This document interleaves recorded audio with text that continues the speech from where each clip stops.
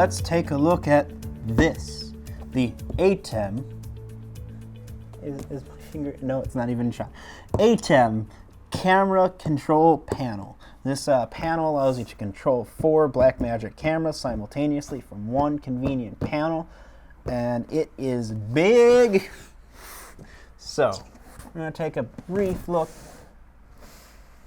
at the front of the box. It looks so, like, they do a really good job on the front here selling it. It looks premium. This is the type of item you buy. So when you've got your studio, whatever, and you want people to come in and just say, wow, this is what they'll gravitate to. Here's the back. Here's what it actually looks like all out at a top-down angle. And what's on the other side? More pretty shots of it. Good. So the way this works, I know from opening a couple of other pieces like this, is the back kind of folds out, even though it really feels like the front should fold out, but it doesn't. The back. Okay, so here we have a booklet advertising Fusion 9. How nice. We have the standard welcome guide, which flips open to reveal their upside down SD card. I'm not going to get over that. Which contains the software and manual. And that's it for any sort of documentation or anything. Blackmagic likes to skimp on the extras. You don't even get a power cable for anything. And then we move this foam open, and the device kind of slightly falls out because of their weird design. So what I'm going to do, because they just have to be fancy with their boxes, is flip this open here, and this is, I was thinking there might be something here, but no, it's just foam to protect the, it looks like the screens from damage or scratching in transportation. At least we know this very expensive device is not going to be wrecked in shipping.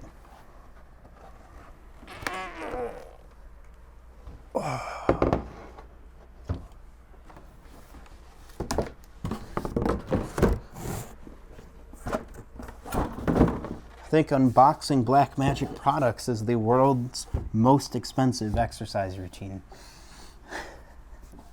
Alright, so here's the device itself.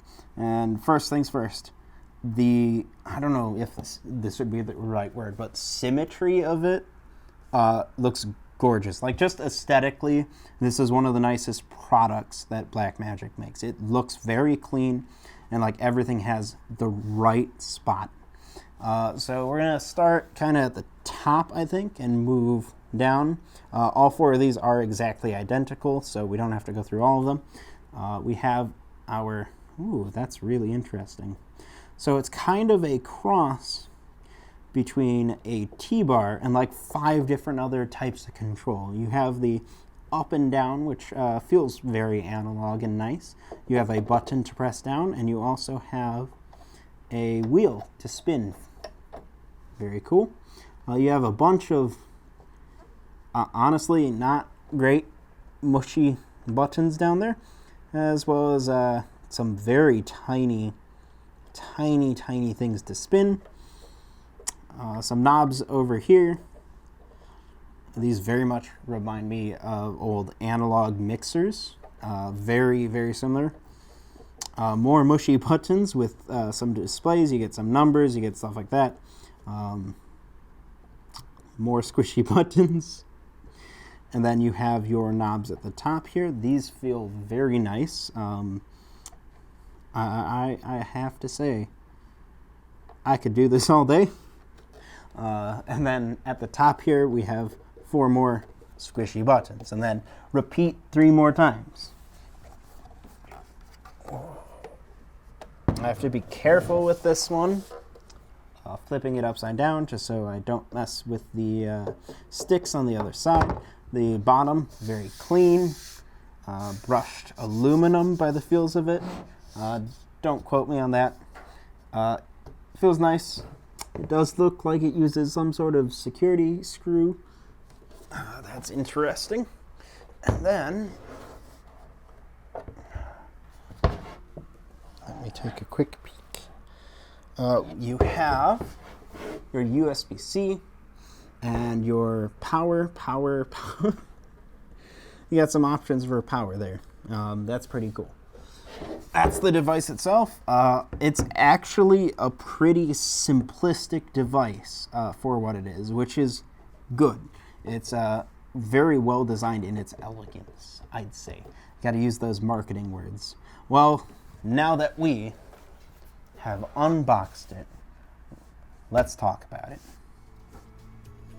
If you're thinking of picking up a Blackmagic ATEM camera control panel, it's pretty safe to say you know what you're doing. For instructions, you have to turn to the single manual for all the ATEM control products. While all of the required information is in there, the manual reads like a reference guide, so you've got your work cut out for you if you're going to try and learn the basics on the fly. Many of the functions the ATEM camera control operates are pretty advanced, and the control panel is basically an extension of the ATEM software, but it will set you back $3,079, so it's going to be most practical in a fast-paced broadcast environment with an experienced crew. The ATEM camera control panel provides independent control for up to 8 cameras in 2 selectable banks of 4. The cameras must be Blackmagic URSA Mini, URSA Broadcast, Studio, or Micro Studio cameras. Supported operating systems for software include macOS 10.12 Sierra, 10.13 High Sierra or later, and Windows 8.1 or 10. Scenes can be stored and recalled for individual cameras. It's also possible to recall settings globally for all cameras. Another handy feature is the use of absolute and relative control position modes for smoothly making changes to stored scenes. The unit itself is solid, with a brushed aluminum exterior. However, it weighs in at only 8 pounds. LCD menu displays and knobs for navigation make setup pretty straightforward. Integration with software and networked devices is intuitive, and the physical setup is simple with only a small handful of connectors to deal with. Looking at the back of the camera control panel, you'll see an IEC connector for 100 or 240 volt AC power, a 4-pin XLR connector for 12 volt DC power, 2 RJ45 10x100x1000 base D connectors with loop output for additional control panels or computers, and a USB Type-C connector for firmware updates. The controls on the front of the camera control panel look a little overwhelming at first, but the layout makes perfect sense. There are 4 columns, 1 for each camera in the selected bank, and 4 sections in each column. The top section is for basic settings and network configurations. Next is the main camera controls. Below that are the color settings, and the bottom section contains aperture and master black settings. Looking closely at each section, you'll see the top section contains the menu LCD, selector buttons, and knobs for navigating the menus. This is also where you set IP addresses for the external hardware. The next section contains master gain and shutter settings, as well as the as yet unused ND and CC functions. Scenes can be recalled using the numbers.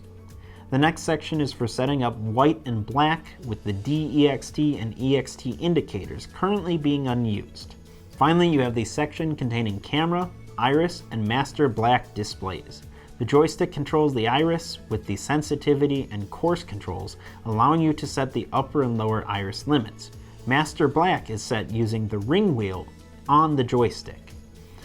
Auto iris can be engaged with the button, and the call button places a red box around the outside of the display on the camera itself to let the operator know that particular camera is about to go live. The panel active button is used to protect settings. The network, alarm, and cable indicators are not presently used. That's all I have for this Unbox Talk video. Make sure to check out our Unbox Talk video on the Blackmagic URSA Broadcast camera, and I'll see you next time.